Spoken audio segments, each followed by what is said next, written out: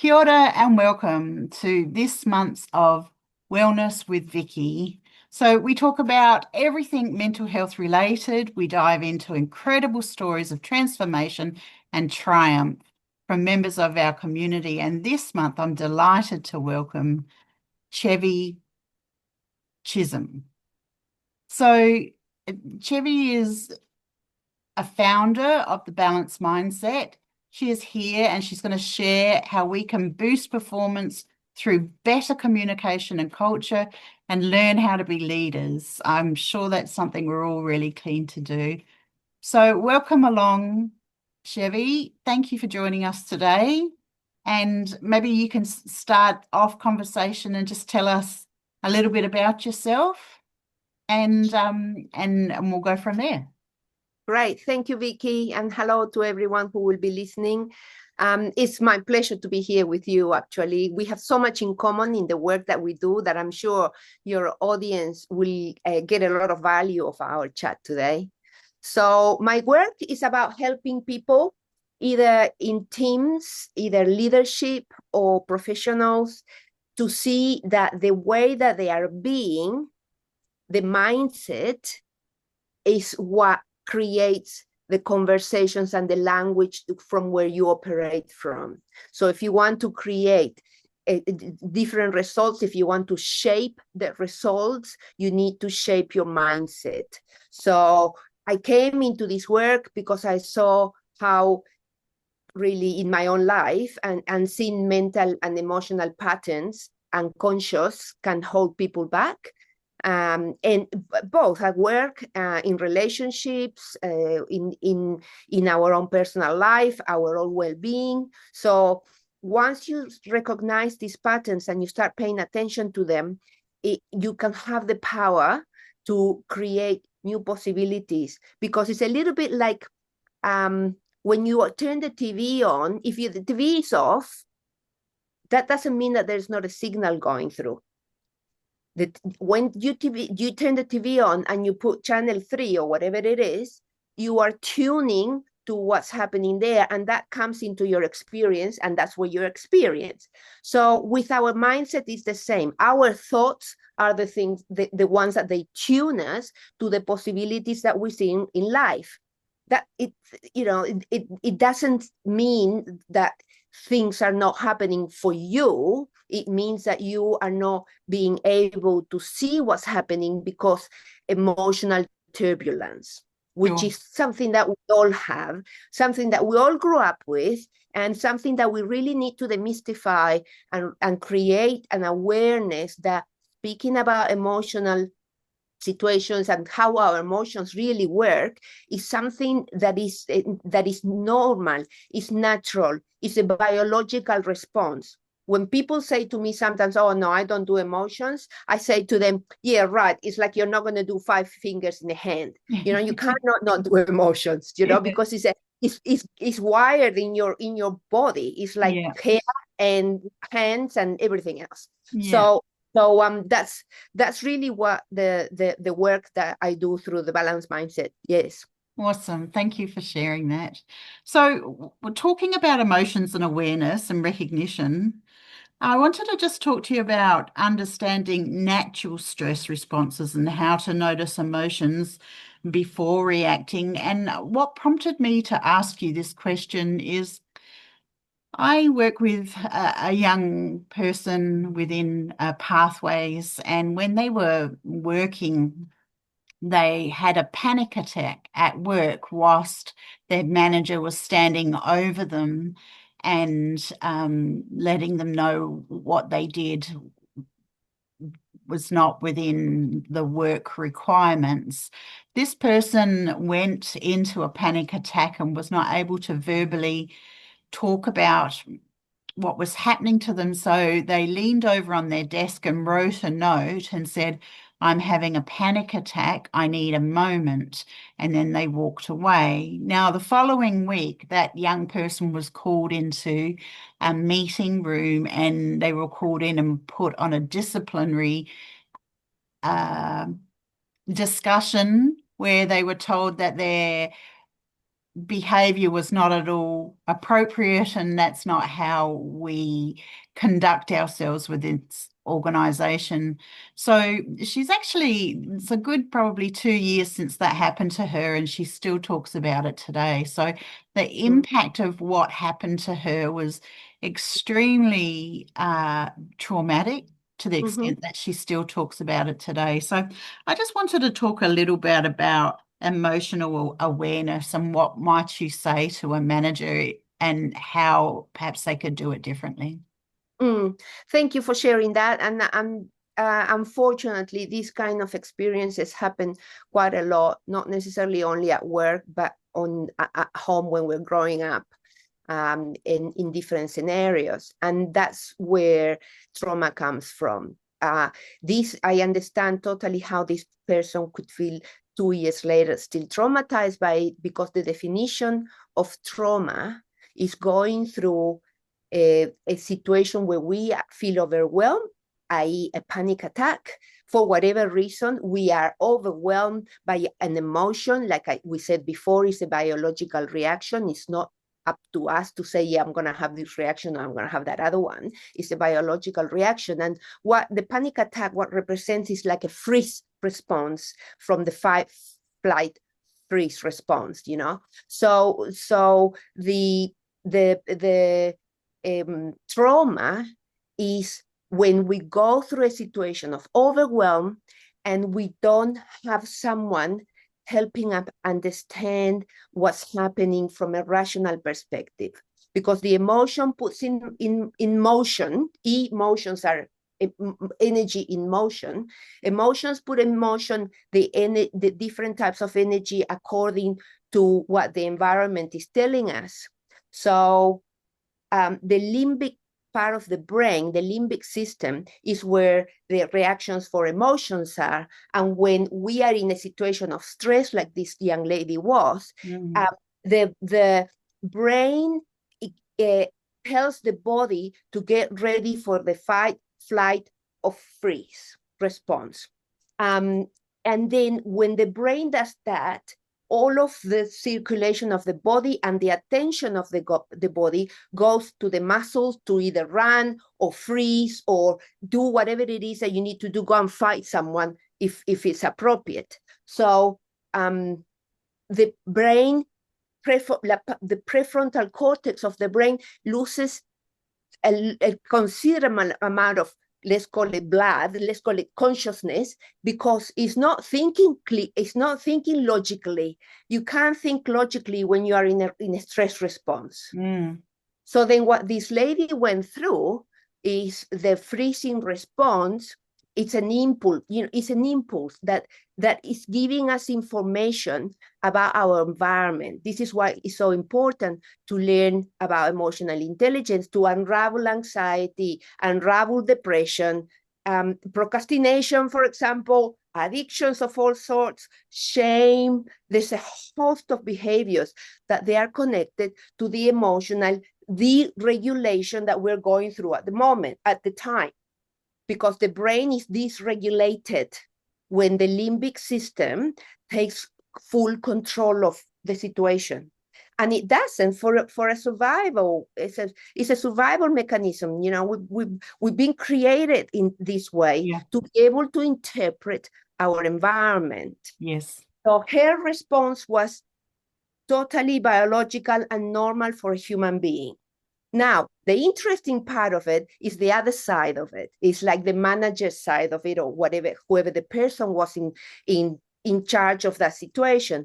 There's a couple of interesting points for me to point out about this, which is one, if she was doing something and the manager didn't think that it was in keeping with the culture of the organization. Yes. I sometimes wonder, this person had very clear in her mind, the young person had very clear in her mind what it was expected from her and what it was not expected from her. And because culture in an organization does two things. One, it tells you what actions you must take. And the other thing that it does is that allows you to take action according to your interpretation. So what does this mean? This means that if I work for the BNZ, I know what I need to dress in every morning. I'm not going to go to work with this jumper. I'm going to go to work with the BNZ uniform. Sure. So that's what the culture dictates, right? Yes. Now, if I work for you, you don't have a uniform, and I can come with this, or I can come dressed in any other way. So that's what the culture of your organization allows people to, in a way that to behave, right?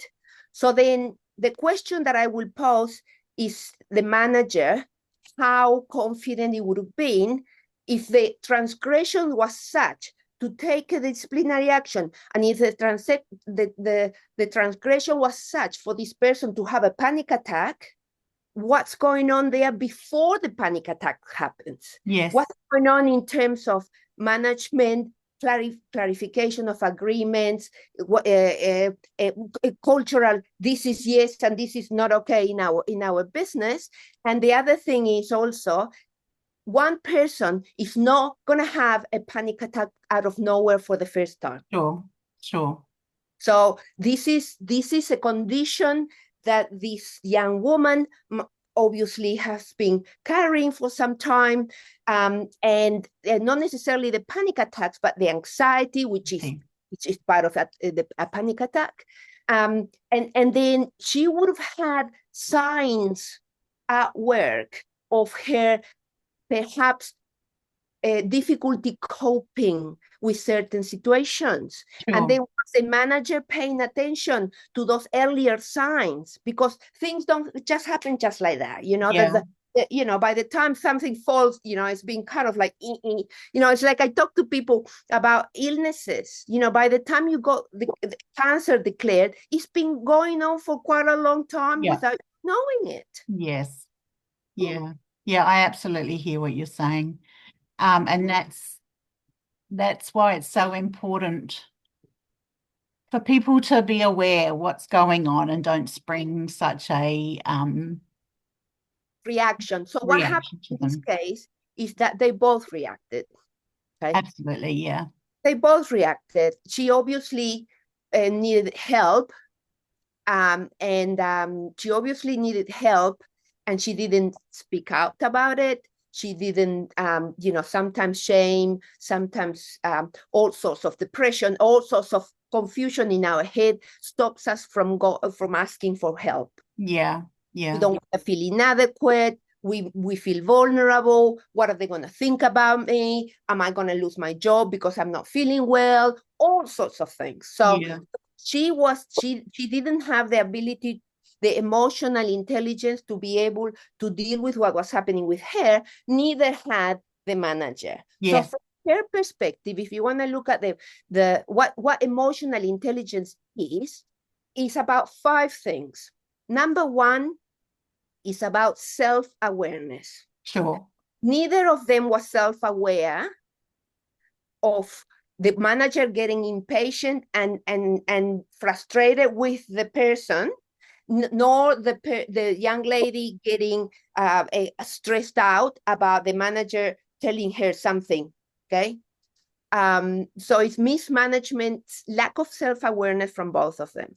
Then the things that happens is lack of self-regulation. Number 2 in the emotional intelligence scale is self-regulate. Because once you realize, oh, wow, I'm getting really anxious here. Yeah. Or I'm starting to feel really not well here. Or the manager saying, well, this is really pissing me off, or frustrating that she's not doing this, that, or the other. When you have that awareness, then the next thing that happens is the self-regulation. When I was speaking before about the brain not being regulated, is because it's just taken over by the limbic system, and it's a reaction. It's a natural reaction. Yes. Now, when you self-regulate, you go like, okay, in this case, she was way more self-regulated than him. Yes. Because he wrote on a piece of paper, I am having a panic attack. The self-regulation part, that was the self-awareness part. The self-regulation part was, I'm gonna walk out. Yes. So she did those two things, perhaps just at the end of where her situation was rather than at the beginning of the situation. So, but that's okay. That's what self-awareness is. That's what self-regulation is, which it doesn't sound like the manager had any of those two Yeah. information at the time. Yeah. Because if he would have had some, he would have, think about, well, I need to talk her and take some disciplinary action. Yeah. So I'm going to call her next week, and we are going to have a conversation about this. That would have been self-regulation from him, instead of standing next to her and saying whatever he said. Yes, absolutely. Right? Yeah. So then the third thing in emotional education and emotional quotient, when in the past we used to talk only about intelligent quotient, like Yep. how much intelligence you have. Now we talk about emotional quotient. And this is, how much resilience or how much awareness and ability to manage your emotions and the emotions of others do you have? So the third thing on the emotional quotient is empathy. Yes. And I want to make a distinction here between empathy and compassion, which is not the same thing. Yeah. Because empathy is about, I don't agree with you. I would have done that. And I understand that something happened for you to have this reaction. Yeah. Yeah. I don't agree. I don't say yes, okay. I'm not coming to you and say, come and cry my shoulder. Yeah. No, I'm saying, hey, if I would be thinking what you're thinking, or I'd be going through what you're going through, if I would be in your shoes, I would probably perhaps react the same way. That's empathy, as opposed to compassion, which is the other side of empathy, not the contrary side of empathy, but the extension of empathy is compassion, where we really feel, if my son comes and tells me that he's in a problem, Yes. I'm going to have a lot of compassion for him because I'm the mother. Yes. Okay. Yes. It's appropriate, and I'm because he's very close to me, we're super attached, and this, that, and the other. So that makes sense, right? For compassion. Yeah. But the problem when people confuse compassion with empathy in the workplace. They don't want to have compassion in the workplace because this person is being annoying and it's just horrible. And look at what they do for me. I don't want to have any compassion. Yeah. Yeah. But if I say to you, how about have some empathy? Okay. You see, I can have empathy, but don't ask me for compassion. Sure. So that's a massive distinction that shifts the energy and the relationship, completely. I'm sure you can see that. Yeah. Yeah, absolutely. Yeah. And it's very important to know the difference. Yes, the distinctions are what gives us power, you see. Now that you have this distinction, you don't need to go be at work thinking that you're being a softie or that you're being walked over because you have empathy for people. Yeah. You Yeah. just softie, you're not being walked over, you just understand it, Yeah. Yeah. That's what it is, Yeah. So that's a third thing, empathy. The next thing, which is also something that I have a distinction about, is the word motivation. Sure. And people think motivation, and what I want to tell you is that what for emotional quotient, for emotional intelligence, what you need is not motivation, is intention. Sure. There's a distinction between intention and motivation. What's motivation? Well, someone needs to motivate me to go and do something. Yeah. Okay. Because I'm doing something in order to please you, to lose weight, to whatever it is, to make more money. Yeah. And that's motivation in order to. But intention is who you are. Who do Yeah. you want to be? Who's your being? Who is showing up to do the doing? So the intention in an emotional intelligent person, the intention is to move forward the relationship. The motivation for some people that they are not emotional intelligence could be winning an argument. Yes. Or don't look bad because, yes, I made a mistake, but I'm not going to admit it. And I'm just going to carry on thinking and saying what I'm saying, right? So what's the intention there? The intention is not to recover the relationship. You're doing an in order to, right? So then the other thing, and that's quite clear too, isn't it? Yes. Yeah. Yeah, So the thought of manipulation comes to mind. yeah, that's right. Yeah. And then the last thing for emotional intelligence, not the last thing, but the pillars of emotional intelligence. So they are self-awareness, self-regulation, empathy, intention, and it's social skills. Yeah. Social awareness. You got to read the room, man. You've got to read the room, and this is where a little bit of empathy also has a lot to do. Self-awareness has a lot to do. So the social skills are not going to happen until the other ones are all there or stacked up for you already. Yeah. Yeah. Okay. So then when you have all the other ones stacked up, okay, well then social skills is there. You're in a meeting and someone says something, and imagine if that manager would have had social skills. He didn't show any social skills. She showed the young lady showed more social skills than the guy. Yeah. Yeah. Right? Because she read the room. Yes. Right? He didn't. Yes. Plain and clear. So does this make sense?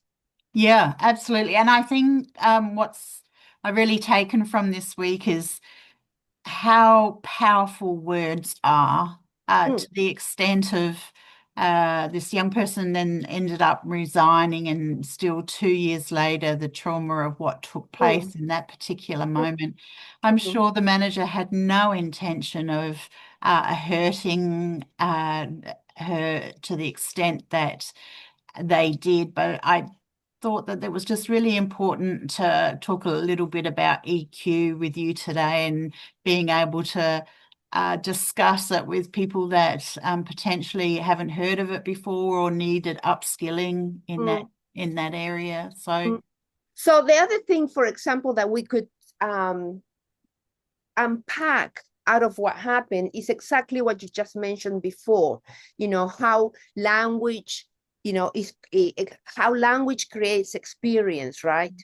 And that tails with what I was saying before about trauma. Let's say a little kid experiences something that it leaves them overwhelmed. It could be a fight with a brother, it could be an accident, it could be a parent telling them off, it could be someone at school, another kid pushing them or saying to them, I don't like you, whatever. If whatever the reason, there's an overwhelm, and then that overwhelm gets too overwhelming, it gets too much, and the little brains of the little kid doesn't get developed until in teenage years, and then completely fully develop at age 21 or so. So at 5, 6, 7, 8, things happen to you that you don't know how to make sense of them because your prefrontal cortex is not engaged yet. Yeah. So then if you would have a person next to you who has the emotional intelligence to help you, Sure. it's almost like a person lends you their prefrontal cortex to help you understand. Yeah, love that. The overwhelm doesn't get fixed in the body as intensely. Yeah. Okay, the trauma is completely much lesser. So Yeah. the definition of trauma is something that happened and you were too alone to cope or understand how to cope with it. Yeah. So this lady wasn't 5, 6, 7, or 8. She was whatever age she was, maybe in her 20s or whatever. Mm. So the reaction of panic that she had was, it's 16 hours. oh, sorry about that. The reaction of panic that she had was a memory, a cell memory of her energy from the past. Sure. Okay? That's Yeah. how someone else in the same situation would say, like, oh, yeah, whatever. Or would say, yeah, okay, well, I'll do it different. Right? Yeah. But she didn't, okay? It's because her resonance with that is already there. Yeah. So you know, the safety and trust in a work environment, in your family, with your partner, is created in an interpretation of the event and in language. Yes. So when we are present to what was the easing at the time? She did something, the manager didn't like it. That was what happened, the ease. But she wasn't present to that. She was present to her story in her head. Yeah. Okay, about her past and how whatever she is or whatever story she has about herself. So when we are present to ease, because we resolve all of those traumas from the past, we become effective and compassionate in our communication and our interactions and our relationships. Sure. So for the manager, the same thing, you know, he wasn't present to the lady doing it right there, right now. He was, I've always have to do this with everyone. Well, this is the first time that you have to do it with it. Yes. I had a conversation with someone like that the other day, and I made a comment about something, and the person said those words. You know, you're wrong, got heated from his side, and he said that you know, I always have to do this. And I said to him, excuse me, this is the first conversation I have with you about this. Yes. I'm not your always, and you're not responding to me right here, right now. You're responding to your always. Yeah. Yeah. Right. So this is how this kind of a lack of understanding of how emotions work and how we interpret things through our experience is what creates a mood or a culture in an organization. Yeah. Or at home or in your relationship, you know. Yeah. So it's not just what people say, it's also what you've listened or what you're seeing. You know, I walk with my little dog. I have a little spoodle. She looks like a teddy bear, honestly, gorgeous. I think you met her last time we talked. I walk around the streets with her, and kids come and they desperate run towards her and ask me if they can pat her. And then some other kids cross the road and go to the other side because they are afraid of her. And it's the same dog, so we can call it the same dog, okay? It's the same dog, but the interpretation of the other is what makes the difference. Yeah. Yeah. Makes sense? I love it. It's there's so much unpacking to do when it comes to people and their personalities, which just leads me into the next question before we end the call. At the moment, there's a lot of psychosocial model happening within the businesses. Now, I'm of the age that when I first started off in banking, we were told to leave our problems at home and then pick them up again at 5 o'clock when we went home. What's your thoughts around behaviours of some people within the workforce, and if they do come across somebody having a chat with them in the coffee room and saying something like, oh, it's all right for some, they get to have every Friday afternoon off? You know, Yeah, I those saw that the other day. Yes. those discussions aren't okay anymore. And when somebody is feeling down and depressed, they take that on board. How would you go about a conversation like that if somebody was to say something like that to you? I think let's apply the 5 principles, right? Self-awareness. Okay. If I am in the defensive, what's going on for me? Sure, Okay. If I am in the attacking, what's going on for me? sure. Okay. So that's the number one thing, because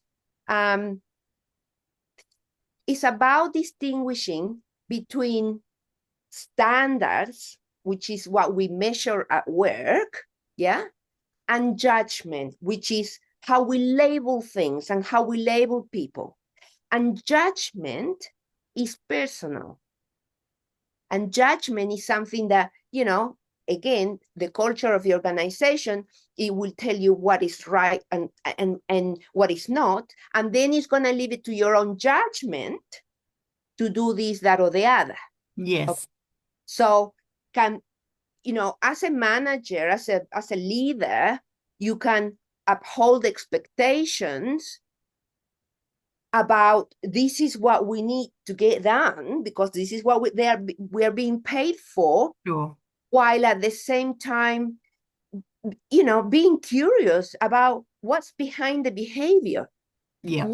And what could support this person to do a better job. So there's a famous book about leadership that is called Leadership is an Art. And it was written by a guy called Max Dupree.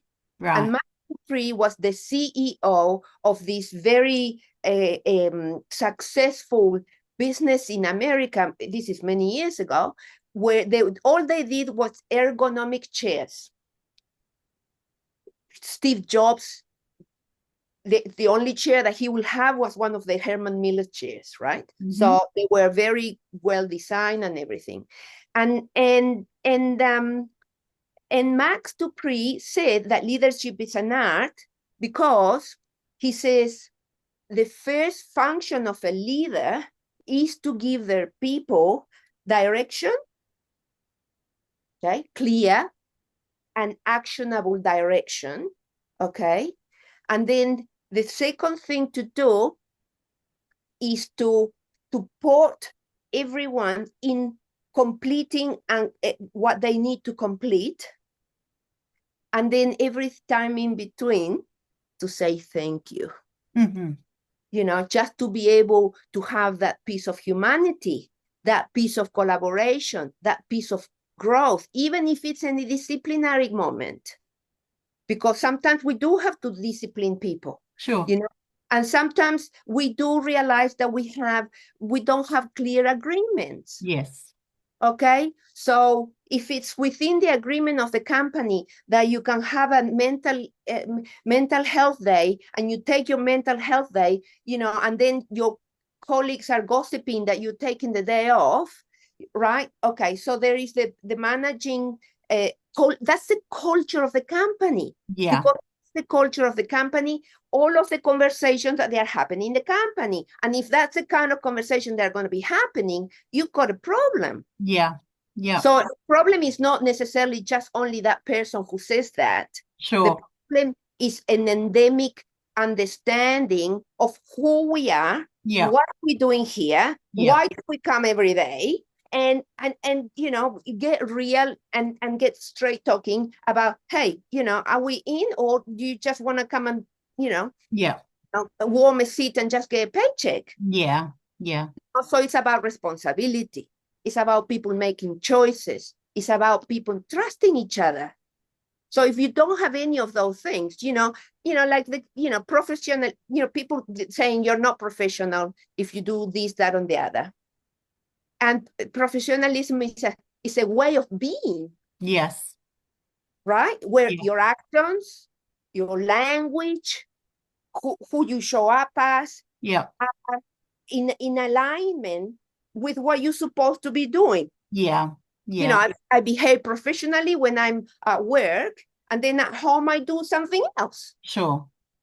Okay, so it's about who are we, who we are, and staying within being professional. We're not robots, right? Sure. Still need Sure. connect to our own humanity and let the humanity of other people. Yeah. If we Yeah. are not going to have that empathy, you see how the 5 elements keep showing up. Yes. Yeah. Yeah. Yeah. No, I love it. Look, I'm really enjoying this conversation. I could keep going and going. If anybody's interested in reaching out to you, who is your clientele? Who do you work with? Well, I work with, like I said before, organizations at leadership level, teams, aligning culture, aligning projects, generating new results. We have really good tools for dealing with breakdowns and turning them into breakthroughs.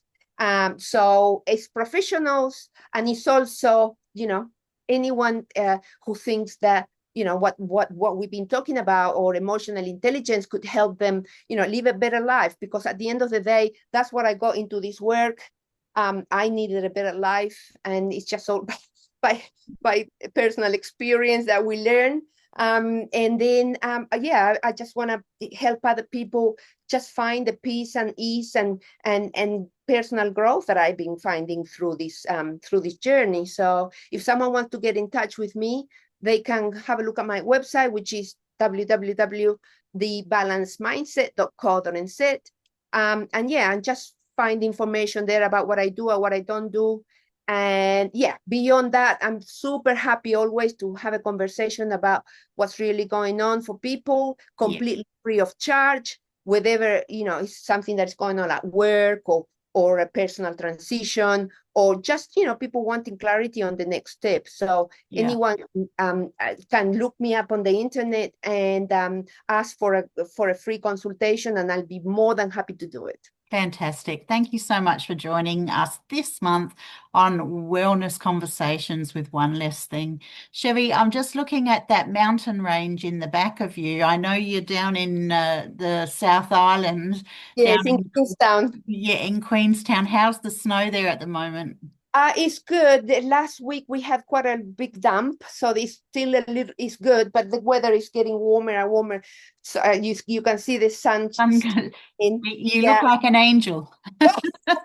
You got that halo coming over your head there. Hilarious. All righty. All right, I'm just going to close off so now much. and just say thank you again for everybody jumping on board and Yeah. listening.